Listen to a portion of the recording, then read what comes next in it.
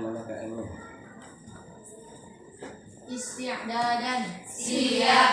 Du'aan. Bismillahirrahmanirrahim. Nawaitut ta'alluma wat ta'lima wat tadabbura wat tadhkira wan naf'a wal irtifa'a wal ifadata wal istifadata wal hassa 'ala tamassuki bi kitabillahi wa sunnati rasulihi wad du'a ilal huda wad dalalata 'alal khairi ibtigha'a wajhillahi wa mardatihi wa qurbihi wa sawabihi subhanahu wa ta'ala. Oke. Pada sehat semua? Alhamdulillah. Bapak minjem dong kayaknya. Ini akan bisa.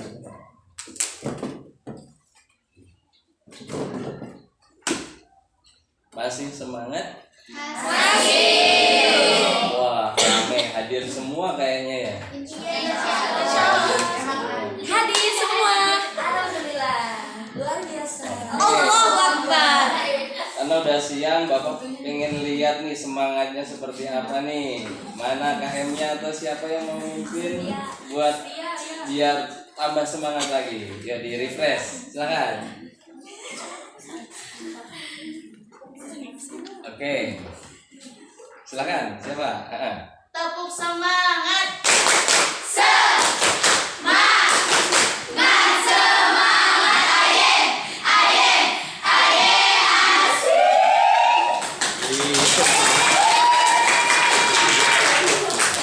Ternyata masih semangat. Oke, kegiatan pembelajaran pada hari ini ya. Alhamdulillah hadir semua. Tema kegiatan kita atau materi pada kegiatan pertemuan kali ini adalah tentang kaidah pokok fikih ad-dararu yuzal. Ya. Kaidah fikih ad-dararu yuzal beserta cabangnya. Ya, beberapa dari pertemuan yang sebelumnya tentang kaidah pokoknya. Pada hari ini lebih fokus ke kaidah cabang-cabangnya. Ya. Jadi kalian berbaur ya dengan kelompok. Udah dibentuk kelompok belum? Sudah. Jadi nanti tinggal membentuk lingkaran kelompok saja. Kelompok satunya dari sana. 1, 2, 3, 4. Oke, Bapak mintanya dibikin 4 kelompok. Nah, dalam kelompok kalian harus bekerja sama, ya.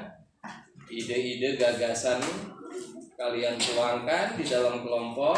Nanti Bapak kasih lembar kerja. Di sini ada masalah yang harus diselesaikan, maka diskusikan oleh kelompok masing-masing.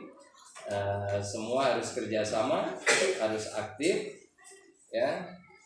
Dan setiap kelompok harus bertanggung jawab untuk menyelesaikan permasalahan yang Bapak berikan dan nanti dipresentasikan di depan. Setiap kelompok wakilnya boleh 2 maju.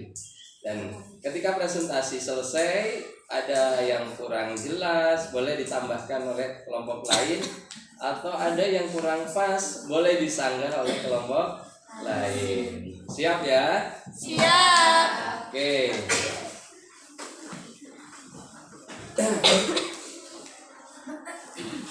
Jadi kaidah pokok ad-dararu yuzal, kaidah pokok fikih ad-dararu yuzal itu nanti memiliki beberapa cabang.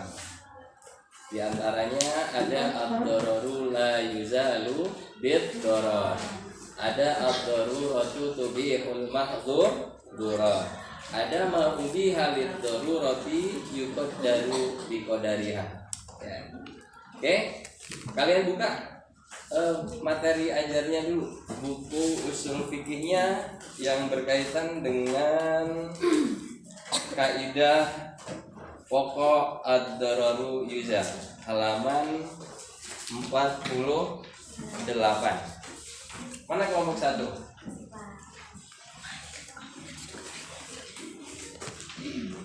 Kelompok 2 mana? Kelompok 2. Kelompok 3 mana? Sini kelompok 3. Kelompok 4 sini. Oke, itu ada 4 masalah yang harus diselesaikan oleh kalian. Jadi caranya nanti kalian bentuk kalangan atau apa ya, biar ngumpul untuk diskusi setiap kelompok menyelesaikan masalah yang Bapak berikan itu.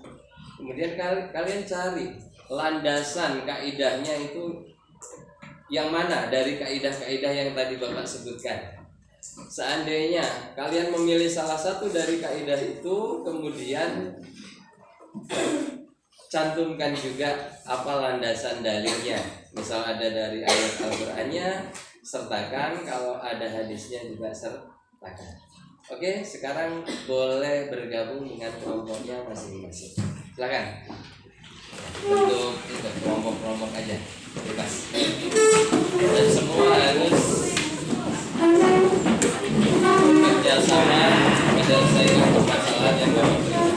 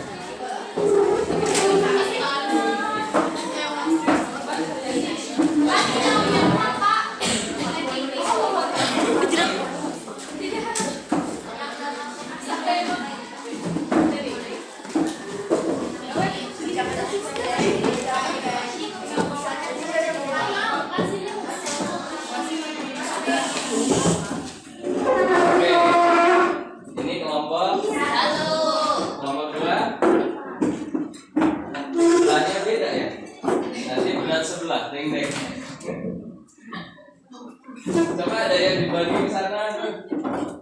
Ini masa kelompok 2 nya sedikit. Oke, boleh berbagi. Ada yang ini berbagi peserta.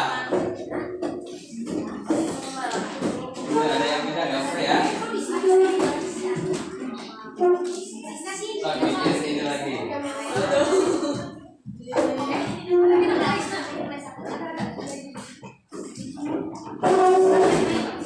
Oke, kelompok 1 Bapak nggak beri masalah apa itu?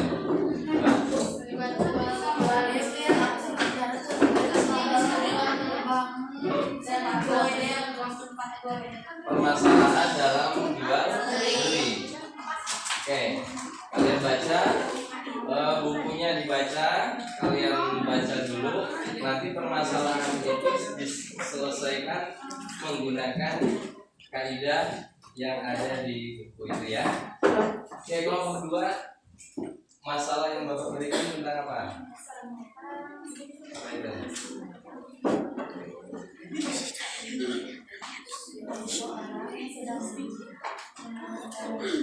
Orang yang mengendarai kendaraan, dia harus cepat memutuskan. Ya, dia dalam kecepatan tinggi. Kalau ke kanan banyak kendaraan lain, kalau dibanding setir ke kiri ada trotoar, banyak kerumunan orang. Kalau lurus ada satu orang sedang menyeberang. Nah, itu masalahnya harus diselesaikan ya. Harus sesuai kaidah yang ada di buku ya. So, kalian baca dulu dan diskusikan. Bapak kasih waktu 15 menit. Udah paham masalahnya?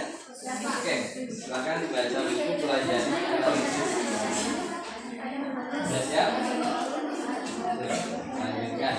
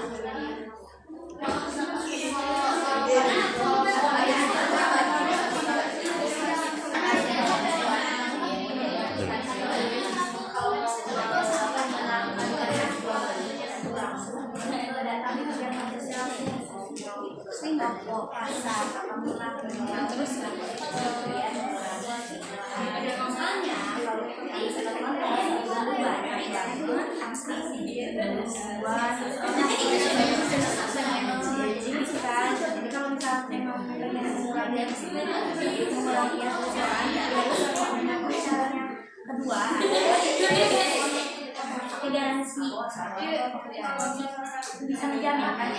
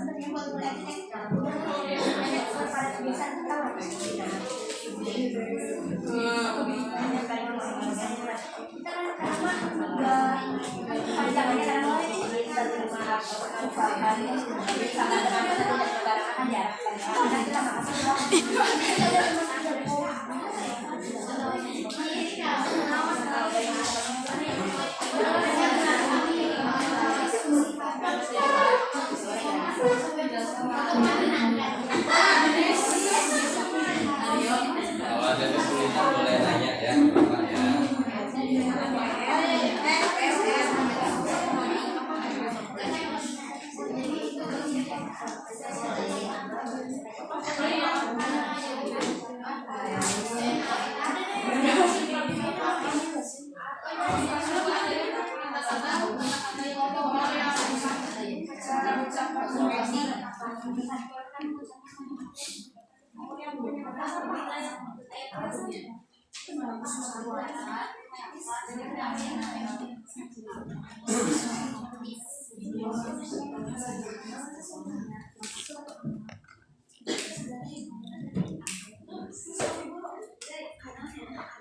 Diskusikan saja, jangan ragu-ragu. Boleh rame nggak apa-apa. Diskusi.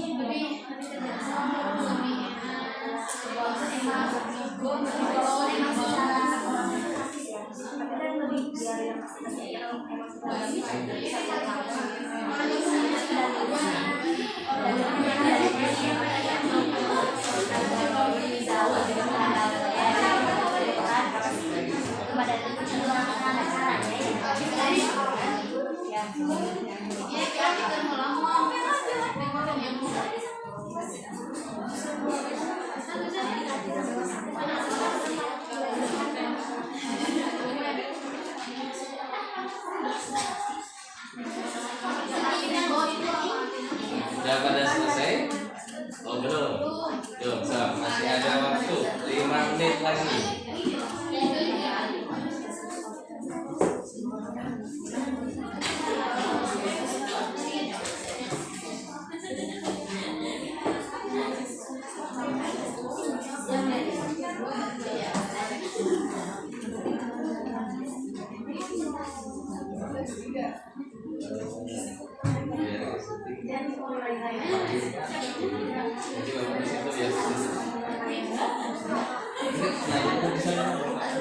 Biar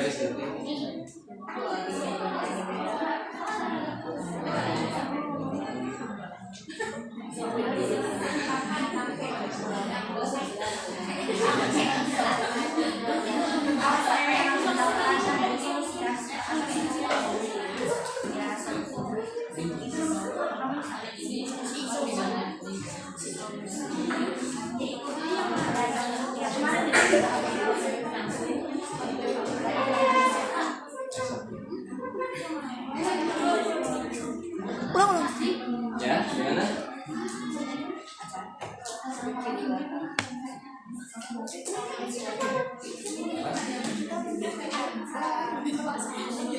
Oh, presentasi. Nanti kelompok ini misal sudah selesai tuh, nanti ada wakil 2. Nah kalau seorang biasa ngeledek 2an ya, nanti menyampaikan hasil diskusi barusan. Ya, setelah hasil diskusi dipresentasikan, dipersilakan kelompok lain barangkali ada yang menambahkan atau menyambung. Gimana? Menyampaikan masalahnya sama jawabannya. Oh, berdiri tapi di tempat gitu. Presentasinya jadi nggak ke depan, tetap di tempat, hanya berdiri. Nah, boleh. Ya, boleh sepakat yang lain gitu. Ya. Tapi boleh misal ada yang mau presentasinya di depan agar lebih leluasa dari sambil pegang spidol boleh. Ada yang mau mempresentasikannya berdiri di tempat juga boleh. Ya tergantung kelompoknya. Ya, silakan.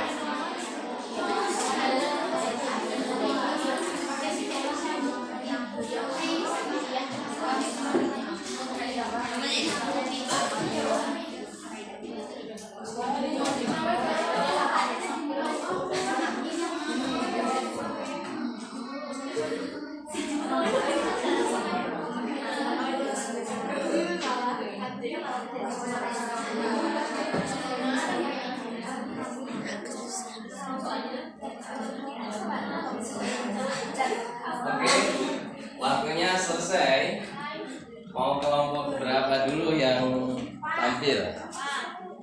Mau kelompok 4 dulu? Boleh, boleh. Satu. Oke. Mau tampil ke depan atau di tempat? Di tempat. Oke. Kelompok 4 dulu ya. Siapa yang mau? Oke, wakil dari kelompok 4 yang mau presentasikannya siapa? Oke, secara bergantian saja. Kan ada 2 tuh jatahnya. Ya, siapa dulu? Ya, kasusnya. Terus penyelesaiannya dijelaskan ya. Oke, siapa dulu? Najwa. Oke. Oh, berdiri di situ. Oke. Yang lain perhatikan, nanti kalau ada yang kurang pas boleh menyanggah, boleh menambahkan ya. Terjadi perdebatan itu bagus, tapi harus saling menghargai pendapat orang lain. Ya, silakan.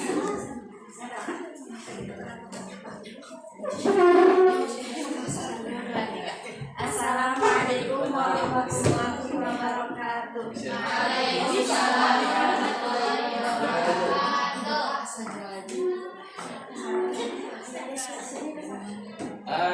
Ya ke teman-teman yang lain, dah gitu. Di permasalahan atau suatu problematik Juna mempunyai hobi menjelajah hutan belantara dan mendatangi pegunungan. Ketika melakukan pendakian di Gunung Himalaya, perbekalannya habis, maka ia terpaksa harus memakan rusa yang mati tidak disembelih. Dan apa saja yang dia temukan di tempat itu, karena tidak ada makanan lain selain itu. Jadi, apakah yang harus dilakukan oleh Juna? Nah, di sini kita mengambil kaidah yang ke-15. Yani ad-darurati tabiqu mahdurati. Nah, kemadaratan itu diperbolehkan walaupun itu dilarang, seperti contohnya. Nah, dari kasus ini kan si Juna ini berarti memakan bangkai. Nah, secara padahal banyak ya di Al-Qur'an sudah ada ayatnya juga bahwa bangkai itu diharamkan, tetapi karena posisinya di sini darurat, nah maka itu diperbolehkan saja. Karena dalam hadis Arba'in yang ke-39, nah dijelaskan bahwa dari Anib bin Abbasin radhiyallahu anhu anna Rasulullah sallallahu alaihi wasallam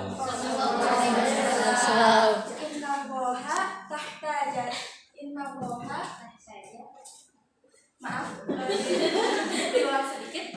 Bismillahirrahmanirrahim. Innallaha tajawaza li an ummati al-khata'a wa nisyan wa mastubihu alaihi. Nah, artinya sesungguhnya Allah ini memaafkan beberapa kesalahan dari umatnya. Yang pertama, karena kesalahannya itu keliru. Yang kedua, lupa. Dan yang ketiga ini karena terpaksa. Nah, karena kita masuk ke dalam konsepnya, kasusnya ini karena terpaksa, maka ini diperbolehkan. Mungkin sekian. Ada yang dapat menyanggah?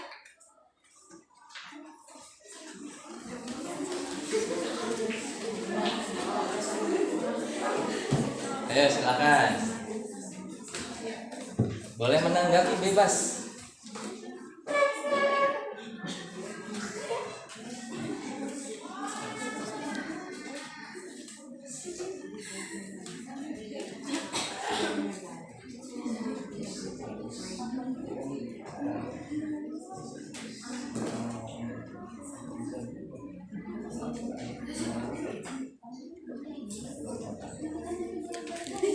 Maaf, boleh?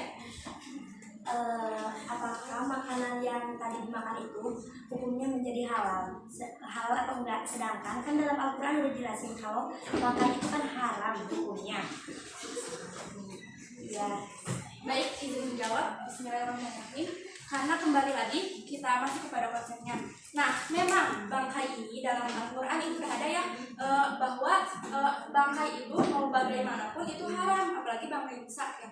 Tapi kita masuk ke konsep kasusnya. Nah, pada konsep kasusnya ini kan terpaksa dan darurat, maka kita ambil kaidah ke-15 ini. Al-Daruratu tabihul mahdzurati. Kemudaratan itu memperbolehkan sesuatu yang dilarang. Jadi sebenarnya hukum awalnya ini haram, tapi karena keadaan dan tuntutan dan karena Islam ini memudahkan setiap umatnya untuk apa ya, Allah ini nggak menyulitkan umatnya, jadi selalu ada cara dan pasti ada keadaan yang Allah itu memudahkan.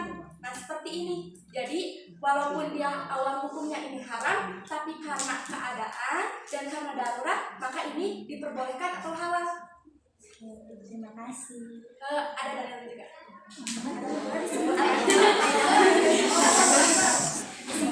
Kaidah lain la harama ma'al darurati wa la karahata ma'al hajati. Tidak ada hukum haram beserta darurat dan tidak ada hukum makruh beserta kebutuhan. Sekian. Terima kasih. Bagaimana kelompok lain? Oh ada tuh, ada yang mau menambahkan. Silakan. Bagaimana? Ya silakan. Bagaimana jika kan bangkai itu banyak kumannya. Kuman itu kan kita pakai bangkai itu berarti kuman-kuman tersebut dari bangkai tersebut juga masuk ke dalam tubuh kita yang bisa memadorotkan si kuman-kuman itu bisa memadorotkan kembali ke tubuh kita. Oke, izin menjawab. Coba ya diperhatikan lagi dari kasusnya. Bisa saya bacakan kembali kasusnya? Nah, memakan rusa yang mati tidak disembelih. Maksud di sini bukan bangkainya itu udah kita temuin, tapi disebut bangkai karena tidak disembelih menurut ininya dengan. Jadi memang udah kita yang membeli bukan disembelih secara umum. Ini kan karena keadaannya juga ya. Jadi bukan kita nemuin rusa yang udah mati gitu, yang udah banyak belatungnya kita makan, enggak. Jadi ini mah karena tidak disembelih. Mohon untuk diulang kembali, didengarkan kembali pertanyaannya.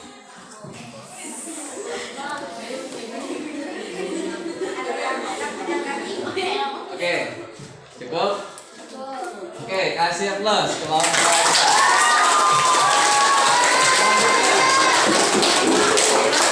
Selanjutnya kelompok berapa?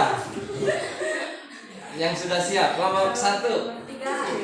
Oke, kelompok 1. Silakan, kelompok 1.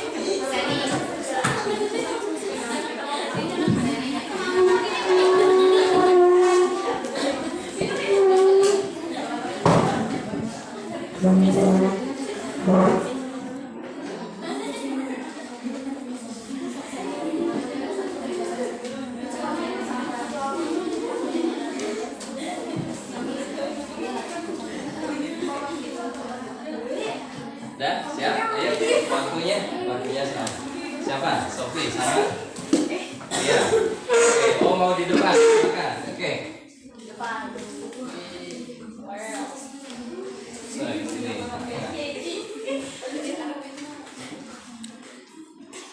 Assalamualaikum warahmatullahi wabarakatuh. Waalaikumsalam warahmatullahi wabarakatuh.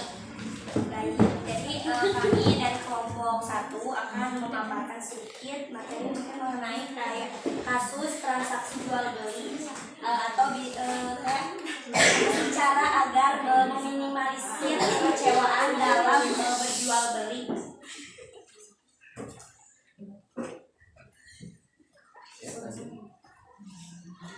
Yaitu solusinya datang langsung ke khiyar majelis atau pasar. Yang kedua yaitu pakai garansi.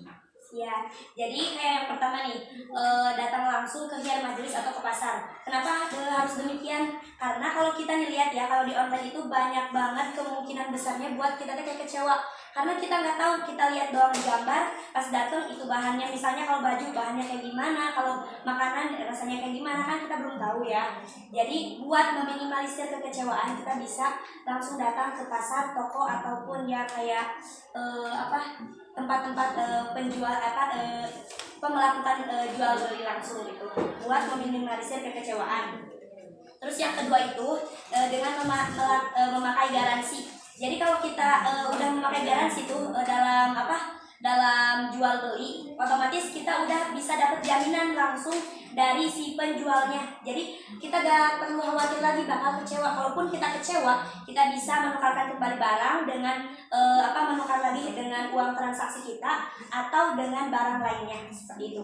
Dan kita ini merujuk pada dalil Al-dororu yuzalu, yaitu kemadaratan itu harus dihilangkan. Nah, dengan cara yang tadi disebutkan yang dua cara tadi tersebut.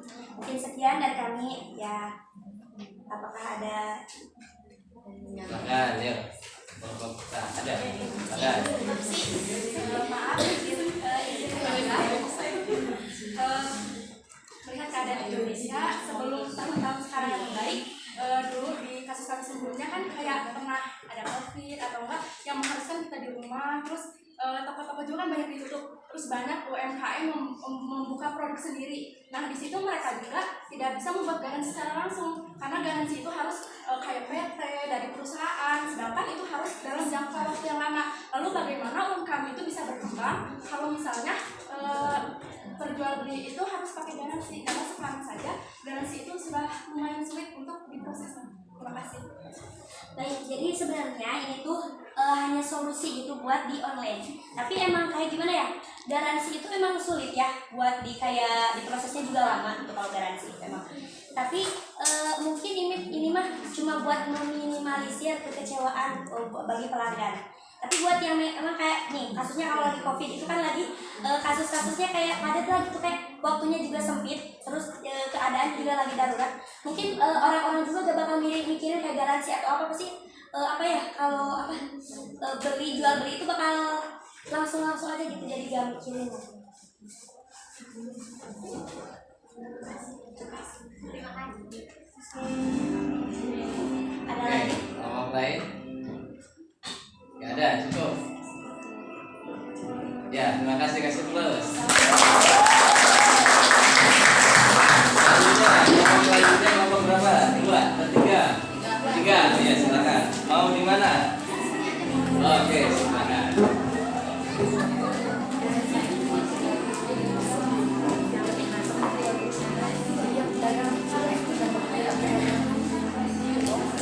silakan.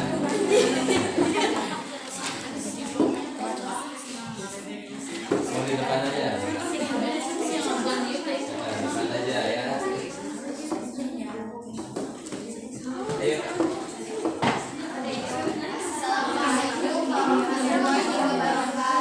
Waalaikumsalam warahmatullahi wabarakatuh. Kami dari kelompok kita akan mengungkapkan sebuah permasalahan beserta jawabannya. Jadi, ada seorang muslim yang ditawan oleh musuh mengucapkan kata-kata yang dapat menyebabkan kafir karena termaksa. Seperti disuruh mengatakan bahwa dia bersedia pindah ke Madinah. Apabila tidak bersedia mengucapkan kata-kata tersebut, maka dia akan dibunuh. Dalam masalah ini, apa yang harus dilakukan oleh orang muslim tersebut? Apa yang harus dilakukan oleh orang muslim tersebut?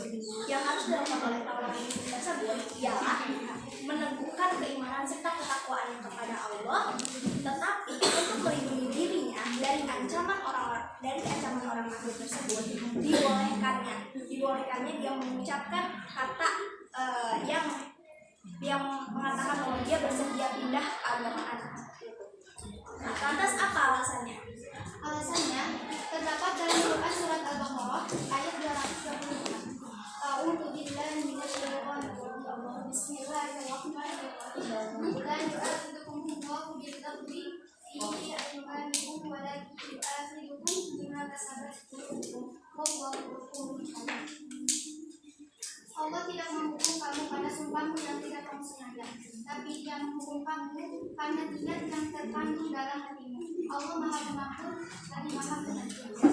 Jadi niat dapat dikaitkan dengan permasalahan di atas, karena niatnya tawanan muslim tersebut dalam hatinya tetap meneguhkan keimanan dan ketakwaan kepada Allah. Lalu kemudian apa dasarnya? Dasarnya ada di dalam kaidah fikih ke-15 yakni ad-daruratu tubihu al-mahzurati. Artinya kemudahan itu membolehkan sesuatu yang dilarang. yang membolehkan itu membolehkan sesuatu yang dilarang. Dalam kasus yang tadi bahwa ada seseorang tawanan yang diancam untuk masuk ke kepercayaan yang diikuti oleh pengancam tersebut. Nah, di sini tuh boleh mengucapkan kata yang menyebabkan kekafiran karena dia dalam keadaan yang terpaksa. Seperti itu. Baik, apakah ada yang menambahkan?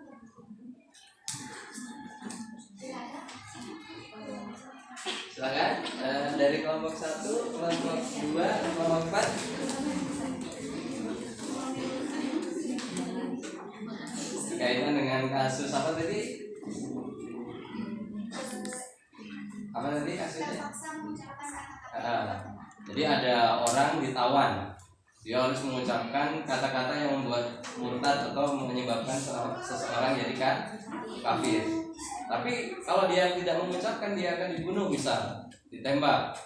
Maka untuk menyelamatkan nyawanya, karena visi dakwahnya ya panjang masih ini, dia orang penting, maka dia berpura-pura pindah keyakinan ya untuk menyelamatkan nyawanya.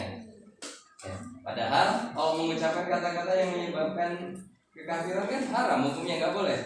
Tapi dalam keadaan darurat, nyawa taruhannya, boleh berpura-pura tapi dalam hati tetap iman kepada Allah. Maksudnya gitu ya. Silakan, ada nggak? Terus kalau misalnya misalkan simpulannya itu bukan orang penting atau bukan orang yang memiliki misi dakwah yang panjang buat kedepannya, itu menurut kelompok 3 itu lebih tapi tetap gitu, maksudnya kayak harus mengucapkan walaupun dengan terpaksa, atau mending mending dia mending kayak udah aja dia Islam walaupun mau terima resikonya gitu. Bagaimana? Mau itu orang penting, mau itu orang tidak, tetapi karena ini keadaannya terdapat dalam hadis Arba'in yang ke-39 yang sudah dijelaskan oleh kelompok 4. Diriwayatkan dari Abbas, Rasulullah Shallallahu Alaihi Wasallam bersabda, Inna Allah tajawaza li an ummati anil khoto'a wa nisyan wa mastukrihu alaihi, bahwa salah, lupa dan terpaksa itu diampuni oleh Allah Subhanahu wa taala. Ada kelompok lain silakan. Cukup. Sekian dari kelompok 3. Assalamualaikum warahmatullahi wabarakatuh.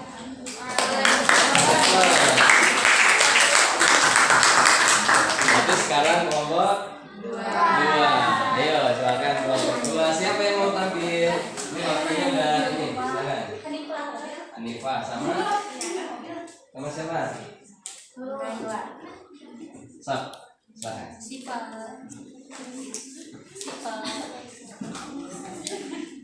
Oke. Isna.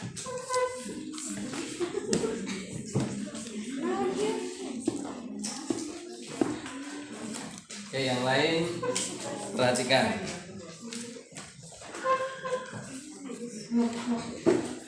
Ayo, silakan.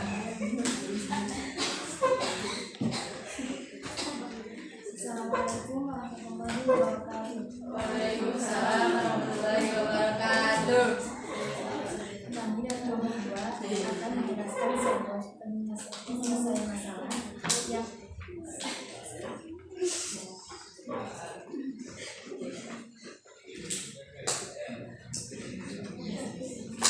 akan kami paparkan menurut kaidah fikih.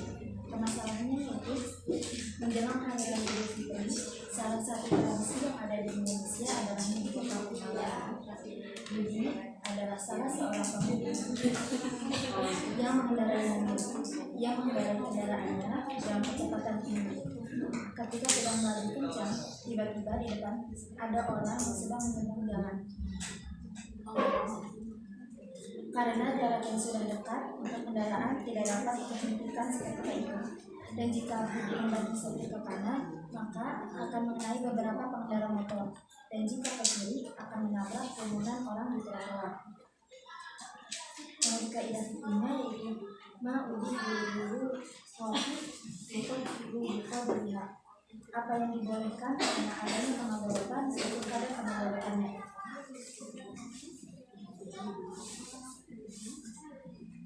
Di sini ngambil yang mabaratnya dengan kalau seandainya kita ngambil mabaratnya yang lebih besar, kita ngambil banting setir ke kanan akan menimbulkan kemadaratan yang lebih berat lagi, akan memabaratkan orang-orang lebih banyak lagi.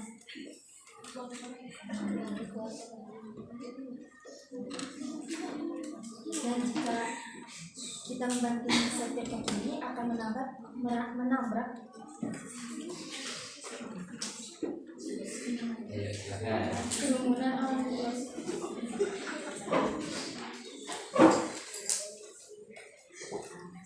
Oke, lanjut. Nah, jangan ketawa. Nah, tarik nafas panjang terus dihembuskan. Bilang nanti. Oke, Jika kita yuk. membanting setir ke kiri akan menabrak kerumunan orang di trotoar. Seandainya membanting setir ke kiri, kita akan menabrak kerumunan orang dan trotoar tersebut.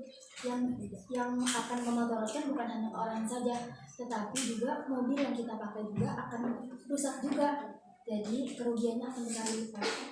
Sekian. Ada yang bersandar? Yuk, silakan kelompok lain. Itu kan masalah sehari-hari kan. Yuk, kelompok 1. Ya, silakan. Sudah sama aja kayak ngebunuh. Sedangkan dalam Islam itu ngebunuh sama aja dosa itu.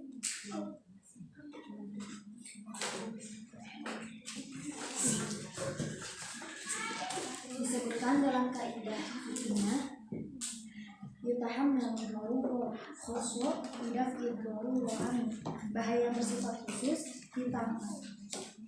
ditanggung untuk menghindari bahaya yang lebih umum. Jadi yang lebih umum itu lebih dipentingkan daripada yang khusus. Ya, kelompok 4 ada tambahan atau sanggahan? Ada nggak? Barangkali nanti kan pas kuliah kalian dibekelin mobil sama orang tua. Ya, silakan ke kelompok 3 ada yang mau menambahkan atau menyangga. Maaf, boleh menjelaskan kembali fungsi dan permasalahan diambil dari kaidah fikih yaitu ma'udi hadir dulu berarti apa yang dibolehkan karena adanya kemadaratan yaitu kadar kemadarannya. Jadi posisinya si mobil itu kalau ke kanan dia nabrak mobil yang sebelahnya, kalau dia ada setir lagi dia bakalan nabrak ke orang yang ada kerumunan orang di sebelah kiri dan nabrak trotoar. Kalau dia terisi jalan ke depan dia bakalan nabrak satu orang. Nah, jadi solusi permasalahannya kita ngambil kalau mobil yang kita gunain itu kita ngambil yang nabrak orang yang satu orang di depan karena itu mabaratnya lebih ringan daripada banting setir ke kanan. Terima kasih. Oke, bagaimana? Oke, kasih aplaus buat kelompok 3.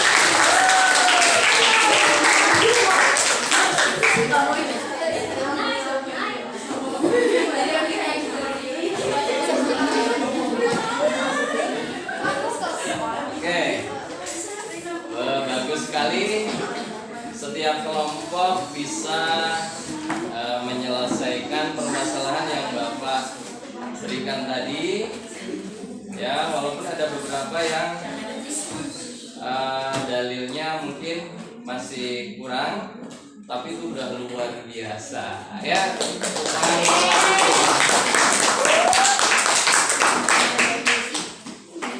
itu di lembar kerja tadi tuliskan nama anggota kelompoknya masing-masing, nanti dikumpulkan lagi ke Bapak. Ya, oke. Berkaitan dengan masalah yang pertama, kelompok 1 tadi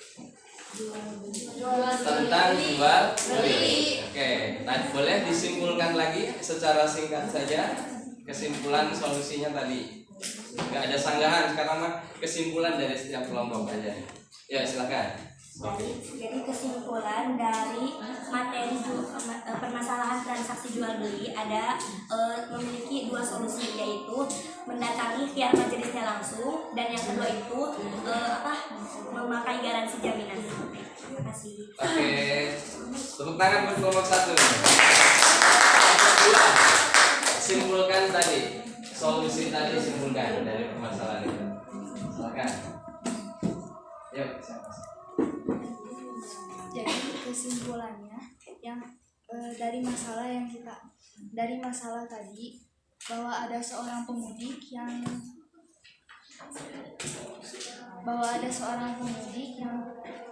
sedang mengendarai mobil, dan di hadapannya itu ada seorang yang akan menyeberang jalan, dan di sebelah kirinya ada trotoar dan kerumunan orang, sedangkan di sebelah kanannya ada beberapa pengemudi motor. Maka solusi yang kita ambil adalah meneruskan perjalanannya, yaitu berada di tempatnya. Jadi yang diambil adalah tetap berada di posisi, tidak ke kanan, tidak ke kiri, gitu. Solusinya itu, karena mempertimbangkan tadi kemadaratannya lebih ringan, gitu. Oke, tepuk tangan. Simpulkan secara singkat tadi solusi yang kalian tawarkan. Jadi kesimpulan dari permasalahan ini, dibolehkan dia mengucapkan kata-kata yang menyebabkan kekafiran, akan tetapi di dalam hatinya harus tetap meneguhkan keimanan dan ketakwaannya kepada Allah. Oke, gitu ya. Kelompok 4, ya simpulkan tadi. Ini permasalahan yang dapat kita simpulkan, memakan bangkai atau makanan haram lainnya yang asalnya haram itu diperbolehkan dalam keadaan terpaksa. Dalam keadaan terpaksa.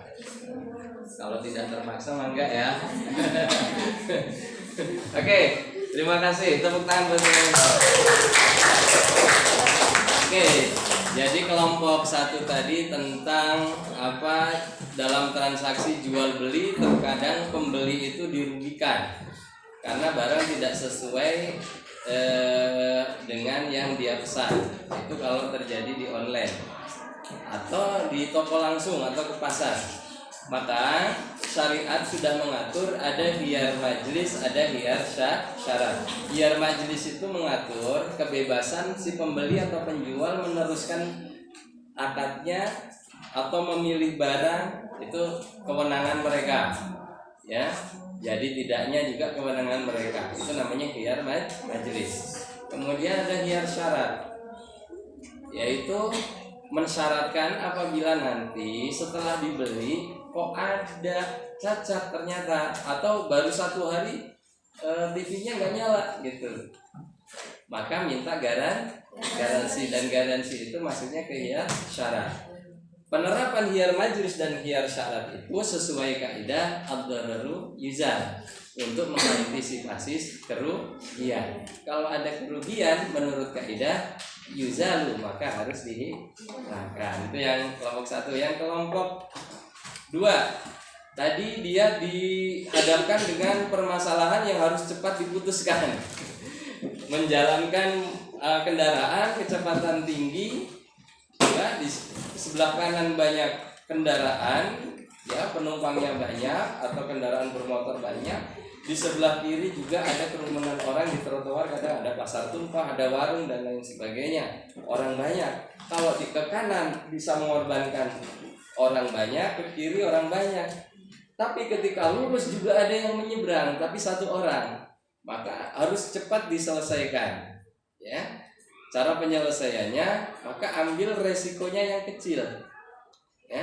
Yaitu tetap berada di posisi baik, nabrak 1 orang nggak apa-apa, yang penting orang banyak nggak celaka. Nah, ini sesuai dengan kaidah apa tadi yang yuqaddaru biqadariha apa? Ma ubiha lid-darurati yuqaddaru biqadariha gitu ya. Sesuatu itu bisa boleh karena darurat, tapi harus diukur. Darurat itu bahayanya. Yang lebih besar bahayanya yang mana? Oh, ternyata ke kanan lebih besar, ke kiri lebih besar. Yang lebih ringan bahayanya yang ada di depan. Ya udah, kita ambil yang ringan saja gitu.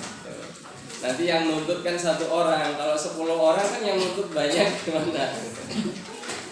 Oke, itu yang tadi, yang kelompok 2. Yang kelompok 3 tadi tentang mengucapkan kata-kata kafir ketika seseorang dalam keadaan darurat, seperti tawanan perang gitu ya.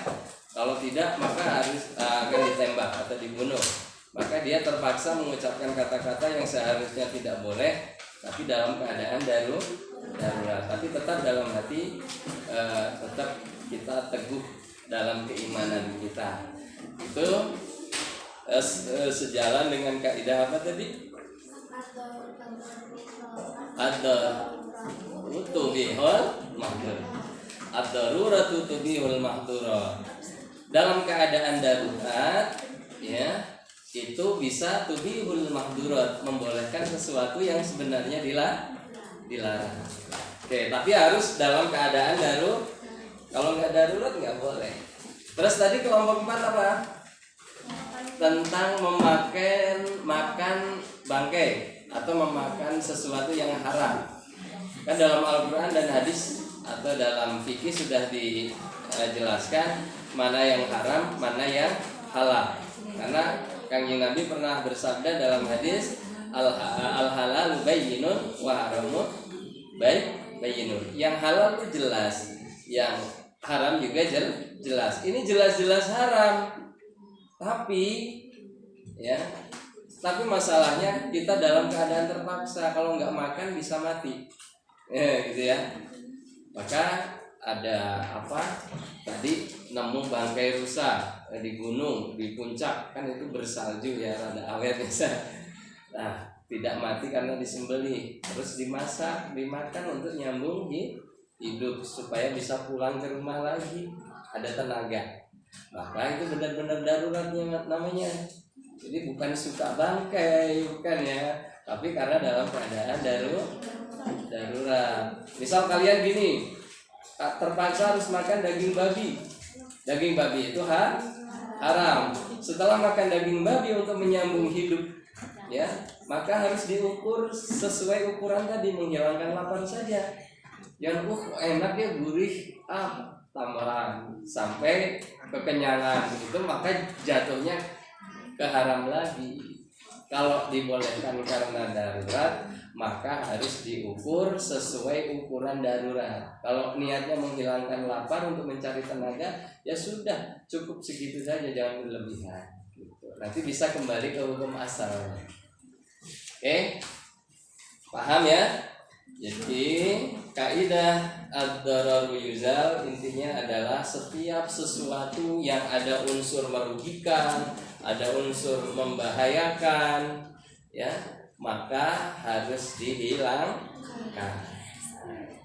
Oke? Kayaknya sudah cukup. Silahkan boleh sambil berkemas. Dan kegiatan belajar pada hari ini Bapak cukupkan dulu. Itu jangan lupa lembar kerjanya atau tugasnya tadi diberi nama kelompok lalu dikumpulkan sekarang. Silakan. Nama anggota kelompoknya. Ya, kumpulkan. Untuk pertemuan yang akan datang, kalian pelajari lebih detail cabang-cabang kaidah dari ad-dararu yuzal.